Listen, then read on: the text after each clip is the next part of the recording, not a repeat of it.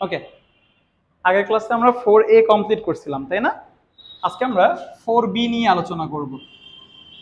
আচ্ছা, 4B নিয়ে আলোচনা করতে গেলে আমাদের হচ্ছে প্রথমে কিছু বেসিক জানতে হবে। বেসিকটাকে একটু খেয়াল করো, এটা সরল রেখায় অবশ্য পড়া হয়েছে, তাও একটু সংক্ষেপে দেখাই দিই। যেমন এখানে একটা বিন্দু, এই বিন্দু হচ্ছে গিয়া x1, y1, আর এটা একটা সরল রেখা। ধরো এই সরল রেখার সমীকরণ হচ্ছে ax plus by plus c equal to 0। আমি চাচ্ছি এই বিন্দু থেকে এই সরল রেখার মধ্যবর্তী দূরত্ব বের করতে। একটু খেয়াল করো, এইটা সরল রেখা, আর বিন্দু থেকে যখন দূরত্বটা নিই তখন এই দূরত্বটা এই রেখার উপরে লম্ব হয়ে যাচ্ছে। তাহলে আমি বলতে পারি এই বিন্দু থেকে এই রেখার দূরত্ব না, লম্ব দূরত্ব বের করব। কি বের করব? লম্ব দূরত্ব। তাহলে সূত্রটা হচ্ছে এরকম যে x1, y1 বিন্দু থেকে ax plus by plus c equal to 0 রেখার লম্ব দূরত্ব ইকুয়াল। এখানে একটু খেয়াল করো, জাস্ট x এর জায়গাতে x1 এবং y এর জায়গাতে y1 বসাবো। আমরা একটা এক্সাম্পল দিয়ে ক্লিয়ার হয়ে যাবে, টেনশন নেই।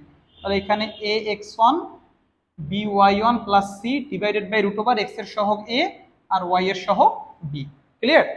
চলো আমরা একটা এক্সাম্পল দেখি। যেমন আমি এখানে লিখলাম যে 1, -2 বিন্দু হতে x - 2y plus 4 equal to 0 রেখার লম্ব দূরত্ব।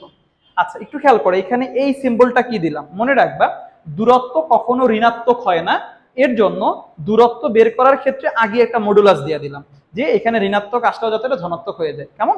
ওকে, তাহলে এখানে x1 কত? 1, আর y1 হচ্ছে -2। তাহলে x এর পরিবর্তে বসাবো 1 আর -2, y এর পরিবর্তে -2 প্লাস 4, x এর সহগ কিছু নাই মানে 1 আর y এর সহগ হচ্ছে -2।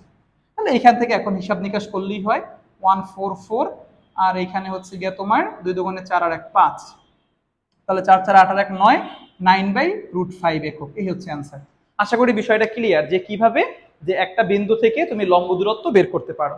ওকে, এবার চলো এবার আমরা আরেকটা জিনিস একটু দেখি। খেয়াল করো, এইটা হচ্ছে একটা বৃত্ত, এটা হচ্ছে কেন্দ্র।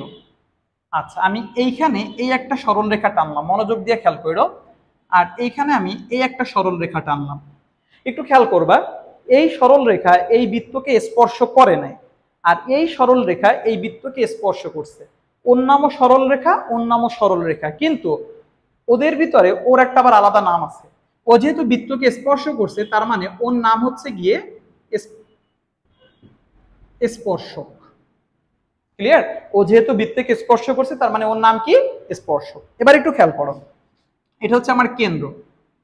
আমি কেন্দ্র থেকে এই রেখার দূরত্ব বের করব, আবার কেন্দ্র থেকে এই রেখার দূরত্ব বের করব। মনে করো এটা সমীকরণ, এটা সমীকরণ দেওয়া, কেন্দ্রের স্থানাঙ্ক দেওয়া। কেন্দ্র থেকে এই রেখার দূরত্ব আর এই রেখার লম্ব দূরত্ব আমি বের করতে চাচ্ছি। খেয়াল করো, কেন্দ্র থেকে এই রেখার লম্ব দূরত্ব আর এই বৃত্তের ব্যাসার্ধ এটা কিন্তু একই জিনিস, কিন্তু কেন্দ্র থেকে এই রেখার লম্ব দূরত্ব আর বৃত্তের ব্যাসার্ধ কিন্তু একই জিনিস না। কারণ এতটুকু হচ্ছে বৃত্তের ব্যাসার্ধ, আর কেন্দ্র থেকে এটা লম্ব দূরত্ব এতটুকু। এখানে এতটুকু ব্যাসার্ধ, কিন্তু লম্ব দূরত্ব এতখানি। তার মানে আমি বলতে পারি কেন্দ্র থেকে রেখার লম্ব দূরত্ব যদি ব্যাসার্ধের সমান হয়, তাহলে ওই সরল রেখা ওই বৃত্তের স্পর্শক হবে। আর কেন্দ্র থেকে লম্ব দূরত্ব যদি ব্যাসার্ধের সমান না হয়, তাহলে স্পর্শক হবে না। তার মানে কোন সরল রেখা কোন বৃত্তের স্পর্শক হওয়ার শর্ত কি? খাতায় দেখো যে কোন সরল রেখা কোন বৃত্তের স্পর্শক হলে শর্ত হচ্ছে কেন্দ্র থেকে ওই রেখার লম্ব দূরত্ব ইকুয়াল টু বৃত্তের ব্যাসার্ধ। ওকে, আশা করি এতটুকু বুঝতে সমস্যা নেই।